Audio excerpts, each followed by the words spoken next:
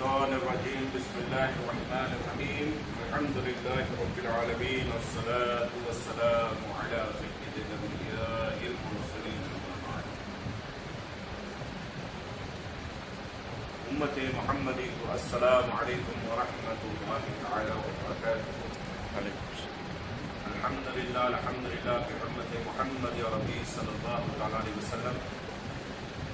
ذی الحج 2025 میں ذی الحج کی پہلی جمعہ سے خانقاہ عالیہ قادریہ حقانیہ شمس الاولیاء سے ہر جمعہ اور نور محمدی فاؤنڈیشن کی طرف سے ہر جمعہ بعد نماز مغرب 5000 درود شریف پڑھی جا رہی ہے. الحمدللہ آپ حضرات دیکھ سکتے ہیں کہ بنگلور میں بھی کئی مساجد میں جو ہے الحمدللہ درود شریف پڑھی جا رہی ہے. تو آپ سب سے ادباً اور مؤدباً گزارش ہے، امت محمدی کہلانا آسان ہے، بنا ہڈی کی زبان ہے.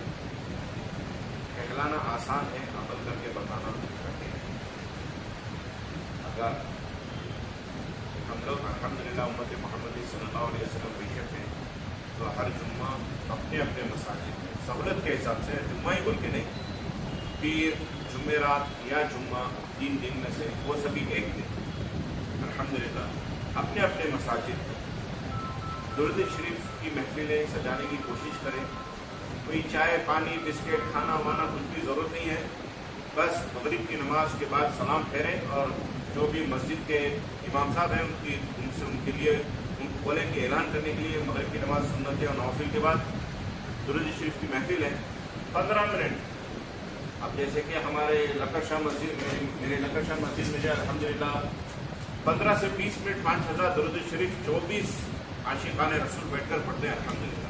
اب 5 لوگوں کو جو ہے اپنی اپنی مصروفیات ہوتی ہے، بیٹھنا ہے تو بیٹھ سکتے ہیں ورنہ جا سکتے ہیں، وہ آپ لوگوں کی مرضی ہے، کوئی زبردستی نہیں ہے الحمدللہ. تو خانقاہ سے آواز اٹھ رہی ہے. پچھلے 12 جمعہ، یہ 12ویں جمعہ ہے ہمارے لیے. ذی الحج کی پہلی جمعہ سے لے کے سفر کی دوسری جمعہ ہے. ذی الحج، محرم اور سفر کا دوسرا جمعہ ہے، 12واں جمعہ ہے الحمدللہ. اب تک آج کا جمعہ اگر ملا لیں تو 60,000 درود شریف لکڑ شاہ مسجد سے خانقاہ عالیہ قادریہ حقانیہ شمس الاولیاء سے پڑھ چکے ہیں. تو آپ سب سے گزارش ہے کہ اپنے اپنے مساجدوں میں ہر جمعہ یا جمعرات یا پھر بہتر ہوگا جمعہ کے دن جو ہے الحمدللہ ہر مسلمان الحمدللہ جمعہ ہے تیار شیار ہو کے جبہ پائجامہ کرتا سبھی پہن کے رہتا ہے. تو بعد نماز مغرب درود شریف کی محفل منعقد کریں. السلام علیکم. بسم اللہ الرحمن الرحیم. عزیزان ملت اسلامیہ، مسجد لکڑ شاہ میں ہر جمعہ بعد نماز مغرب آقا دو جہاں صلی اللہ علیہ وسلم کی درود پاک کی محفل رکھی جاتی ہے، جس میں عاشقان انبیاء تشریف لاتے ہیں. آقا دو جہاں صلی اللہ علیہ وسلم کے چاہنے والے آپ کے اوپر درود و سلام پڑھتے ہیں، سلام پوچھتے ہیں. یقیناً درود پاک دنیا اور آخرت میں باعث اجر اور باعث ثواب کی چیز ہے. اور یہ اللہ رب العزت کا حکم بھی ہے، اللہ رب العزت کا فرمان بھی ہے کہ وہ محبوب پر درود و سلام بھیجو. اور درود و سلام بھیجنے میں خود درود پڑھنے والے کے اوپر بھی اللہ رب العزت کا کرم ہوتا ہے، اللہ کے حبیب صلی اللہ علیہ وسلم کا بھی کرم ہوتا ہے.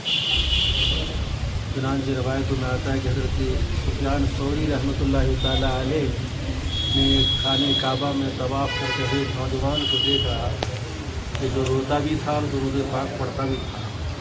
حالانکہ دوسرے لوگ طواف کرتے ہوئے دیگر دعاؤں کو بھی پڑھا کرتے ہیں، لیکن یہ نوجوان صرف درود پاک پڑھتا اور روتا تھا.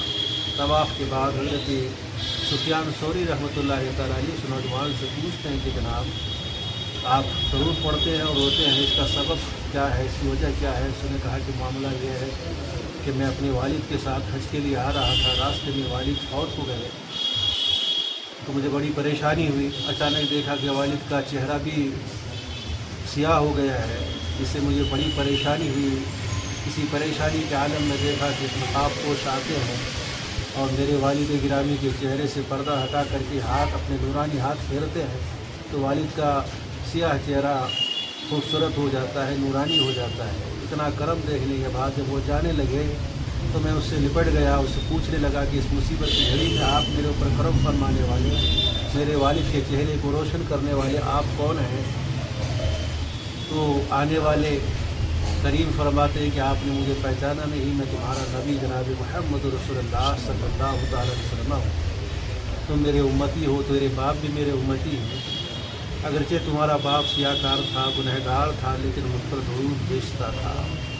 तो हज़रत मैंने दरूद पाक की करामत और फजीलत अपनी निगाहों से देखी है, इसलिए हर कदम पर मैं दरूद पाक पढ़ा करता हूँ। अल्लाह रब्बुल इज़्ज़त हम सबों को आक़ाए दो जहाँ सल्लल्लाहु अलैहि वसल्लम पर सुबह शाम दरूद सलाम पढ़ने की, दरूद पढ़ने की तौफ़ीक़ अता फ़रमाए। वाह दावाना अल्हम्दुलिल्लाहि रब्बिल आलमीन।